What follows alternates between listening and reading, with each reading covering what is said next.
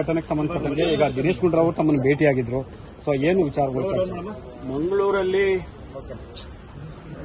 ಏನು ಘಟನೆ ನಡೆದಿದೆ ಅದರ ಬಗ್ಗೆ ಬಹಳ ಗಂಭೀರವಾಗಿ ಸರ್ಕಾರ ತೆಗೆದುಕೊಂಡಿದೆ.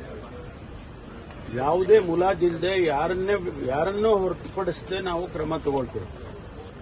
ಯಾಕೆಂದ್ರೆ ಪ್ರತಿ ಸಾರಿನೂ ಕೂಡ ಈ ರೀತಿ ಆಗ್ತಾ ಇದ್ರೆ ನಾವು ಕಣ್ಮುಚ್ಕೊಂಡು ಸುಮ್ಮನೆ ಕೂರೋದಕ್ಕಾಗೋದಿಲ್ಲ. ಕಾನೂನನ್ನ ಇನ್ನೂ ಎಷ್ಟು ಬಿಗಿ ಮಾಡಬೇಕು ಅದನ್ನ ಖಂಡಿತವಾಗಿ ಮಾಡ್ತೀವಿ. ಯಾರನ್ನು ಮುಲಾಜಿಟ್ಕೊಳ್ಳೋದಿಲ್ಲ ನಾವು. ಎರಡನೇದು, ನಾನು ಕಳೆದ ಬಾರಿ ಮರ್ಡರ್ ಆದಾಗ ನಾನೇ ಖುದ್ದಾಗಿ ಹೋಗಿದ್ದೆ. ಆ ಸಂದರ್ಭದಲ್ಲಿ ಅಲ್ಲಿನ ಪರಿಸ್ಥಿತಿಯನ್ನು ಅರ್ಥ ಮಾಡಿಕೊಂಡು ನಾವು ಒಂದು ಆಂಟಿ ಕಮ್ಯುನಲ್ ಫೋರ್ಸ್ ಅನ್ನ ಮಾಡ್ತೇವೆ ಅಂತ ಹೇಳಿ ಬಂದಿದ್ದೇನೆ. ಈಗ ಅದಕ್ಕೆ ಸ್ವಲ್ಪ ಫಾರ್ಮ್ಯಾಲಿಟೀಸ್ ಅಂದ್ರೆ ಯಾವ ರೀತಿ ಮಾಡಬೇಕು, ಯಾರು ಅದನ್ನ ಹೆಡ್ ಮಾಡಬೇಕು, ಅವ್ರಿಗೆ ಏನ್ ಪವರ್ ಕೊಡಬೇಕು, ಇದೆಲ್ಲವನ್ನು ಕೂಡ ಪರಿಶೀಲನೆ ಮಾಡಿ ಸ್ಟಡಿ ಮಾಡಿ ಅದನ್ನ ಮಾಡಬೇಕು ಅಂತ ಹೇಳಿ ಇವತ್ತು ನಿನ್ನೆ ದಿವಸ ಅದಕ್ಕೆ ಒಂದು ಸರ್ಕಾರಿ ಆದೇಶವನ್ನು ಕೂಡ ಹೊರಡಿಸಿದ್ದೇವೆ. ಆಂಟಿ ಕಮ್ಯುನಲ್ ಫೋರ್ಸ್ ಅನ್ನ ತಕ್ಷಣ ಜಾರಿಗೆ ಬರೋ ರೀತಿಯಲ್ಲಿ ಸರ್ಕಾರ ಆದೇಶ ಹೊರಡಿಸಿದೆ. ಅದಕ್ಕೆ ಏನೆಲ್ಲ ಕ್ರಮ ತಗೋಬೇಕು ಅದನ್ನ ಡಿಜಿ ಅವರು ತಗೊಳ್ತಾರೆ. ನಾವು ಇದನ್ನ ಬಹಳ ಸೂಕ್ಷ್ಮವಾಗಿ ಸೂಕ್ಷ್ಮ ಪ್ರದೇಶ ಅಂತ ಹೇಳಿ ಪರಿಗಣಿಸಿದೆ. ಈ ಭಾಗ ಬಂದು ದಕ್ಷಿಣ ಕನ್ನಡ ಜಿಲ್ಲೆ ಇರ್ಬೋದು, ಉಡುಪಿ ಇರ್ಬೋದು, ಶಿವಮೊಗ್ಗ ಇರ್ಬೋದು, ಈ ರೀತಿ ಕಮ್ಯುನಲ್ ಆಕ್ಟಿವಿಟೀಸ್ಗಳು ಎಲ್ಲೆಲ್ಲಾಗುತ್ತೆ ಇವುಗಳನ್ನ ಬಹಳ ಸೂಕ್ಷ್ಮ ಪ್ರದೇಶಗಳಾಗಿ ನಾವು ಪರಿಗಣಿಸ್ತೇವೆ. ಮತ್ತು ಯಾರನ್ನು ಮುಲಾಜಿಲ್ಲದೆ ನಾನು ಹೇಳೋದಿಲ್ಲ ಏನು ಕ್ರಮ ತಗೊಳ್ತೀವಿ ಅಂತ ಹೇಳಿ ಹೇಳೋದಕ್ಕೆ ಹೋಗೋದಿಲ್ಲ. ಖಂಡಿತವಾಗಿ ಇದನ್ನ ಹತ್ತಿಕ್ಕದೆ ಬಿಡೋದಿಲ್ಲ.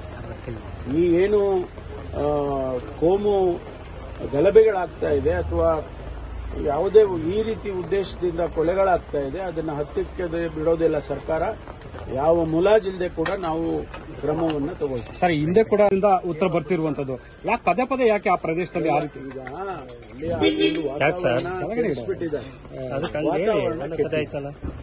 ಒಬ್ರು ಇವ್ರು ಮರ್ಡರ್ ಮಾಡಿದ್ರೆ ಅವರೊಂದು ಮರ್ಡರ್ ಮಾಡೋದು, ಅವರೊಂದು ಮಾಡಿದ್ರೆ ಇವ್ರು ಮಾಡೋದು, ಈ ರೀತಿ ಈ ದ್ವೇಷ ಭಾವನೆ ಬಂದ್ರೆ ಸಮಾಜ ಎಲ್ಲಿ ಉಳಿಯೋದು, ಅಲ್ಲಿ ಜೀವನ ಮಾಡೋಕ್ಕಾಗುತ್ತೆ. ಅದನ್ನ ಸರ್ಕಾರ ನಾವು ನೋಡ್ಕೊಂಡು ಸುಮ್ಮನೆ ಇರೋದಿಲ್ಲ. ಖಂಡಿತವಾಗಿ ಇದನ್ನ ನಿಲ್ಲಿಸ್ತೀವಿ, ನಿಲ್ಲಿಸದೆ ಬಿಡೋದಿಲ್ಲ. ಸರ್, ಆಂಟಿ ಕಮ್ಯುನಲ್ ಫೋರ್ಸ್ ರಚನೆ ಮಾಡ್ತೀನಿ ಅಂತ ನೀವು ಲಾಸ್ಟ್ ಟೈಮ್ ಸರ್ಕಾರಿ ಆದೇಶ ಸ್ವಲ್ಪ ಲೇಟ್ ಬಂದ್ರೆ ನೀವು ಸರ್ಕಾರಿ ಆದೇಶವನ್ನ ನಿನ್ನೆ ದಿವಸನೇ ಬಿಡುಗಡೆ ಮಾಡಿದ್ದೇವೆ. ಅದನ್ನ ನಿನ್ನೆ ಅಲ್ಲಿ ಮಂಗಳೂರಲ್ಲಿ ಹೇಳಿ ಬಂದು ನಾಳೆ ಬೆಳಗ್ಗೆ ಇಲ್ಲಿ ಫೋರ್ಸ್ ಮಾಡಕ್ ಆಗೋದಿಲ್ಲ. ಅದನ್ನ ಯಾವ ರೀತಿ ಮಾಡಬೇಕು, ಅದು ಯಾವ ತೀರ ಸ್ಟ್ರಕ್ಚರ್ ಮಾಡಬೇಕು, ಅದನ್ನೆಲ್ಲ ಎಷ್ಟು ದಿವಸ ಸಮಯ ತಗೊಂಡು ಮಾಡಿದ್ದೇವೆ. ಈಗೇನು ಆಂಟಿ ನಕ್ಸಲ್ ಫೋರ್ಸ್ ಇದೆ ಅದರಲ್ಲೇ ನಾವು ಆಂಟಿ ನಕ್ಸಲ್ ಫೋರ್ಸ್ ಅನ್ನ ಮುಚ್ಚಬೇಕು ಅಂತೇಳಿ ನಾವು ಅಂದ್ಕೊಂಡಿದ್ದು. ಆ ಫೋರ್ಸ್ ಅನ್ನ ಅರ್ಧ ಭಾಗ ಫೋರ್ಸ್ ಅನ್ನ ಈ ಆಂಟಿ ಕಮ್ಯುನಲ್ ಫೋರ್ಸ್ ಆಗಿ ಕನ್ವರ್ಟ್ ಮಾಡಿ ಅವರಿಗೇನೆಲ್ಲ ಹೆಚ್ಚು ಅಧಿಕಾರ ಬೇಕು ಮತ್ತು ಅವ್ರಿಗೆ ಬೇಕು ಎಲ್ಲ ಸವಲತ್ತುಗಳು ಬೇಕು ಅದೆಲ್ಲ ಕೊಟ್ಟು ನಾವು ಈಗ ಅದನ್ನ ಪ್ರಾರಂಭ ಮಾಡ್ತೀವಿ. ಮೂರು ಜಿಲ್ಲೆಯಲ್ಲಿ ಅಂತ ಹೇಳಿದ್ದೇವೆ, ಶಿವಮೊಗ್ಗ ಮತ್ತು ಉಡುಪಿ ಮತ್ತು ಮಂಗಳೂರು. ಆ ಜಿಲ್ಲೆಗಳಲ್ಲಿ ಹೆಚ್ಚು ಫೋಕಸ್ ಮಾಡಿ ನಾವು ಮಾಡ್ತೇವೆ. ಸರ್, ಕೋಮು ಭಾವನೆಯನ್ನು ಕೆರಳಿಸುವಂತಹ ಪ್ರಯತ್ನಗಳು ಕೂಡ ಅಲ್ಲಿ ಜಾಸ್ತಿ ಆಗ್ತಿದೆ. ಇಲ್ಲ, ನಾವು ಅದಕ್ಕೆ ಒಂದು ಕಡೆ ಕಾನೂನು, ಇನ್ನೊಂದು ಕಡೆ ಶಾಂತಿ ತರೋದಕ್ಕೆ ಏನ್ ಮಾಡಬೇಕು ಅಂತೇಳಿ ಪೀಸ್ ಮೀಟಿಂಗ್ಸು ಅಥವಾ ಕಮ್ಯುನಿಟಿ ಮೀಟಿಂಗ್ಸು ಇವೆಲ್ಲ ಮಾಡೋದಕ್ಕೂ ಕೂಡ ಸೂಚನೆಯನ್ನ ಕೊಟ್ಟಿದ್ದೇನೆ. ನಾನು ಕಳೆದ ಸಾರಿನೂ ಕೊಟ್ಟಿದ್ದೆ. ನೀವು ಪೀಸ್ ಮೀಟಿಂಗ್ಗಳು ಮಾಡಿ ಕಮ್ಯುನಿಟಿ ಲೀಡರ್ಸ್ಗಳನ್ನ ಕರೆದು ಸ್ವಲ್ಪ ಮಾತಾಡಬೇಕು. ಇದನ್ನ ಮಂಗಳೂರನ್ನ ದಕ್ಷಿಣ ಕನ್ನಡ ಜಿಲ್ಲೆಯನ್ನ ಹೀಗೆ ಬಿಡಕ್ಕಾಗಲ್ಲ. ಬಹಳ ಒಂದು ಒಳ್ಳೆ ಜನ ಇರುವಂತ ಜಿಲ್ಲೆ ಅದು. ಬಹಳ ವಿದ್ಯಾವಂತರಿದ್ದಾರೆ, ಬಹಳ ಬುದ್ಧಿವಂತರಿದ್ದಾರೆ. ಒಳ್ಳೆ ಜಿಲ್ಲೆ, ಬೆಳವಣಿಗೆಗೆ ದೃಷ್ಟಿಯಲ್ಲೂ ಕೂಡ ಬಹಳ ಅವಕಾಶಗಳಿರುವಂತಹ ಜಿಲ್ಲೆ. ಅದಕ್ಕಾಗಿ ನಾವು ಅದನ್ನ ಹೆಚ್ಚು ಫೋಕಸ್ ಮಾಡಲೇಬೇಕಾಗುತ್ತೆ. ಸರ್, ಎಲ್ಲ ಕೊನೆ ಆಗುತ್ತೆ ಅನ್ನೋ ವಿಶ್ವಾಸ ಇದೆಯಾ ಸರ್? ನಾವು ಮಾಡಲೇಬೇಕಲ್ಲ, ಕೊನೆ ಆಗುತ್ತೆ ಅಂತ ವಿಶ್ವಾಸದಿಂದಲೇ ಮಾಡ್ಬೇಕು. ನಾವು ಇಲ್ಲೇ ಇದ್ರೆ ಆಗೋದಿಲ್ಲ ಅಂತ ಹೇಳಿ ಅಪನಂಬಿಕೆ ಇಟ್ಕೊಂಡು ಮಾಡಕ್ಕಾಗೋದಿಲ್ಲ. ನಾವು ಕೊನೆ ಮಾಡ್ತೀವಿ.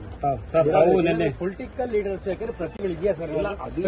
ಅದು ಆಟೋಮೆಟಿಕ್ ಆಗಿ ಅದನ್ನೆಲ್ಲ ನಾವು ವೆರಿಫೈ ಮಾಡ್ಕೊಳ್ತೀವಿ. ಈಗ ನೆನ್ನೆ ಅವ್ರು ಮರ್ಡರ್ ಆದ ತಕ್ಷಣ ಸಂಜೆ ಒಳಗಡೆನೆ ನಾವು 4 ಜನನ ಅರೆಸ್ಟ್ ಮಾಡಿದ್ವು. ಈಗ ಇನ್ನೂ ಅವರ ಹೇಳಿಕೆಗಳಲ್ಲಿ ನಮಗೆ ಕೆಲವೆಲ್ಲ ಬಹಳ ಗಂಭೀರವಾದಂತಹ ಮಾಹಿತಿಗಳು ಸಿಕ್ಕಿದಾವೆ. ಅದನ್ನು ಕೂಡ ನಾವು ಉಪಯೋಗ ಮಾಡಿಕೊಂಡು ಏನ್ ಕ್ರಮ ತಗೋಬೇಕು ತಗೊಳ್ತೀವಿ. ಪೊಲೀಸ್ ಕ್ರಮಗಳು ಆಗ್ತಾ ಇದೆ ಸರ್, ಆದ್ರೆ ಅಲ್ಲಿ ಬೇರೆ ಬೇರೆ ರೀತಿಯಲ್ಲೂ ಸಹ ಪ್ರಯತ್ನಗಳು ಆಗ್ಬೇಕು. ಪ್ರಚೋದನಕಾರಿ ಭಾಷಣಗಳು, ಹಿಂದುತ್ವ ಅನ್ನೋದು ಒಂದ್ ಕಡೆ ಇರುತ್ತೆ, ಮತ್ತೊಂದ್ ಕಡೆ ನಾನ್ ಹಿಂದುತ್ವ ಅನ್ನೋದು. ಒಂದ್ ಕಡೆ ಜನಪ್ರತಿನಿಧಿಗಳು ಕೂಡ ರಿಸ್ಟ್ರೇಂಟ್ ಇರಬೇಕು. ಅವರು ಪ್ರಚೋದನೆ ಮಾಡಕ್ ಹೋದ್ರೆ ಬೇರೆ ಯಾವ ರೀತಿ ನೀವು ನಿಲ್ಸಕ್ಕಾಗತ್ತೆ? ನಾವು ಜನಪ್ರತಿನಿಧಿಗಳು ಕೂಡ ಒಂದು ರೀತಿಯಲ್ಲಿ ಶಾಂತಿ ತರೋದಕ್ಕೆ ಎಲ್ಲ ಪ್ರಯತ್ನನೂ ಮಾಡಬೇಕು. ತಾವು ನಿನ್ನೆ ಎಐಸಿಸಿ